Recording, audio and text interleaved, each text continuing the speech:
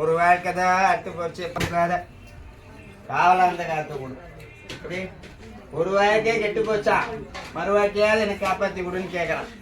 இந்த மறுமாட்டையால இந்த காப்பாத்தி கொடுத்து குறையில மாத்தி கொடுக்குறான். பரிகாரத்தால போய் இந்த பரிகாரத்தை முடிச்சுட்டு என்னடா வாழைக்கண்ணை நட்டுட்டு அதை அறுத்துட்டு மண்ணு உள்ள வை. பச்சை தாலி அதில் கட்டிடணும். எப்படா நான் சொன்னது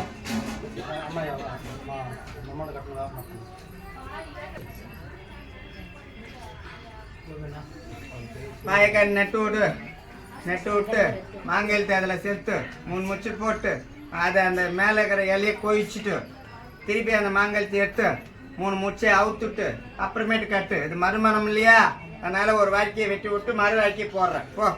போய் போட்டு சீக்கிரம் வடியா அத்தால்வா.